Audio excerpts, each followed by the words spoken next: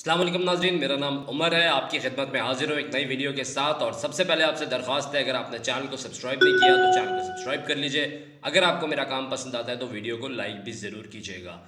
पाकिस्तान ने हमला किया अफ़गानिस्तान के ऊपर, जो कि इंटेलिजेंस बेस्ड हमला था और बहुत ही कैलकुलेटेड हमला था। इसकी तफसीलात आपसे शेयर करूँगा।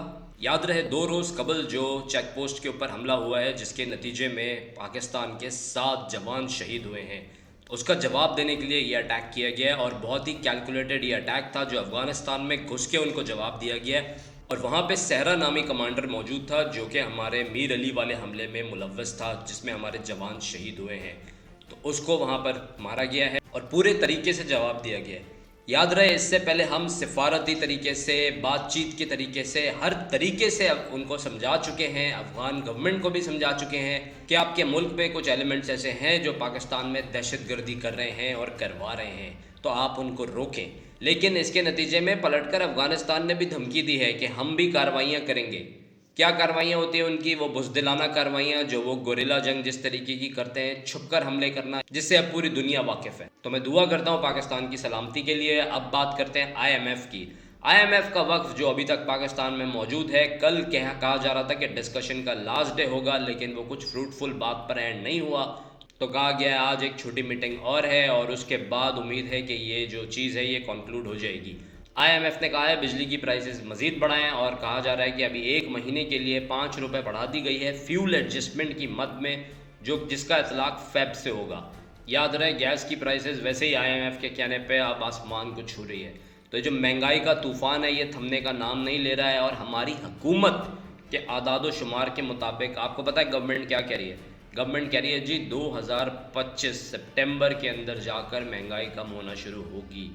और ये मेरे ख्याल में हर गवर्नमेंट का ही लॉलीपॉप होता है। कह दिया जाता है शुरू के 2 साल 3 साल बहुत सख्त हैं, और अमूमी ये देखा जाता है कि 2-3 साल से ज़्यादा हुकूमत चल भी नहीं पाती। तो वो बेचारे अपने हिसाब से सही कहते हैं कि ये हमारे लिए बड़े सख्त हैं, इसके बाद तो जाना ही है। खैर, तो आज होपफुल ये डिस्कशन एंड हो जाएगा और पाकिस्तान को 1.1 बिलियन की जो किस्त है आखिरी इस प्रोग्राम की, वो मिल जाएगी। वैसे भी हमने अगले महीने IMF से दोबारा नए प्रोग्राम के लिए मुज़ाकरात करने हैं, जिसमें हमें कोई 8 बिलियन दरकार है। अब ये कुछ शुरू हुआ था मेरे ख्याल में 6 बिलियन से, फिर कहा गया कि जी हमें कुछ और पैसे चाहिए होंगे, तो 7 बिलियन। अब हमने अपने तय मंसूबा जो बना लिया वो ये किया है कि जी 8 बिलियन के हम प्रोग्राम में जाएंगे IMF के साथ। अब उसकी क्या अलग शराइत होंगी वो तो आने वाला वक्त बताएगा, अगला महीना बताएगा कि मज़ीद महंगाई का अंबार जो सामने आएगा। क्योंकि IMF अगर पैसा देगा तो ज़ाहिर है वो पहले जब देखते हैं कि किस तरीके से वापस वो पैसा लेंगे। और अब मेरा ख्याल में ये सैलरीड क्लास के ऊपर बता दिया गया है कि सबसे ज़्यादा टैक्स लग रहा है भाई सैलरीड क्लास पर, और वही सबसे ज़्यादा टैक्स पे कर रहे हैं। और बिजली की कीमत भी मैं नहीं समझता कि अब कितनी कहाँ तक बढ़ाएंगे। बिजली की कीमत हो गई या गैस की कीमत हो गई, मतलब बढ़ा तो अब आप एक हद तक ही सकते हैं। तो मेरा ख्याल में अब कुछ नई चीज़ देखनी पड़ेगी कि या तो कोई बिज़नेस प्रोग्राम स्टार्ट करना पड़ेगा कि आपकी क्या एक्सपोर्ट्स बढ़े किसी तरीके से कि आप उस चीज़ को कंट्रोल कर सकें। लेकिन उस पर गवर्नमेंट का कितना रुझान है ये मुझे मेरे ख्याल में बताने की ज़रूरत नहीं है, क्योंकि हमारी हर गवर्नमेंट एक दूसरे को ब्लेम करने में ही लगी होती है। तो उम्मीद अभी अच्छे की रखते हैं, आगे देखते हैं कि क्या चीज़ें होती हैं। PSL के हवाले से इस्लामाबाद यूनाइटेड मैच जीत गया, तो बहुत बहुत मुबारक हो इस्लामाबाद की टीम को। बड़ा अच्छा उन्होंने खेला और तीसरी बार उन्होंने टाइटल जीता है। और शायकीन का भी बड़ा भरपूर रश था, मुझे ये देखकर काफ़ी अच्छा लगा। ख़ुद तो मैं नहीं देखने जा सका PSL का मैच, लेकिन बहुत अच्छा लगा देख कर के शायकीन ने बड़ा इंटरेस्ट लिया। अच्छा, हमारे जो इन्फॉर्मेशन मिनिस्टर हैं अता तारड़ साहब, उन्होंने एक्सेप्ट कर लिया है फाइनली कि जी ट्विटर की जो सर्विस है वो पाकिस्तान में बंद है। थैंक यू सर, आपने एक्सेप्ट कर लिया।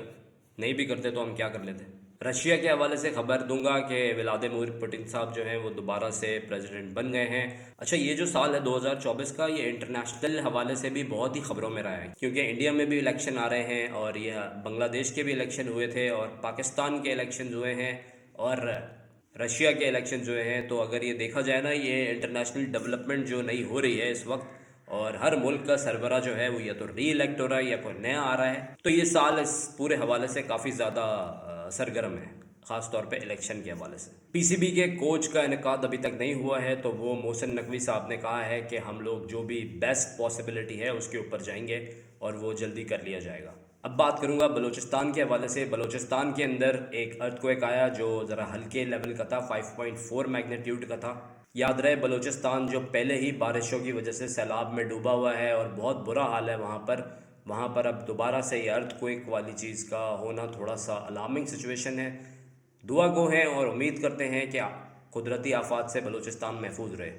तो व्लॉग एंड करने से पहले नाजरीन एक और छोटी सी खबर यहाँ पर शेयर करूँगा। मेरा एक प्लान है कि हमारे जो भी थोड़े बहुत सब्सक्राइबर्स हैं जो कराची से हैं, अगर वो ज्वाइन करना चाहें तो लास्ट वीक के अंदर कोई हम एक इफ्तारी प्लान करें मिलकर और वो बंस रोड पर प्लान की जाए। तो अगर आप में से कोई भी आना चाहे या ज्वाइन करना चाहे तो प्लीज़ उसके यहाँ पे कमेंट अभी से कर दीजिए ताकि हम लोग इसको आखिरी अशरे के अंदर कुछ अच्छा प्लान कर सकें। मेरा बंस रोड का ही प्लान है, कुछ कर लेंगे, जो भी जगह होगी वो डिसाइड कर लेंगे। कमेंट ज़रूर कीजिएगा, बताइएगा ज़रूर। आप लोग जो भी ज्वाइन करना चाहें ज़रूर आइएगा। अल्लाह पाकिस्तान का हामी नासिर रहे।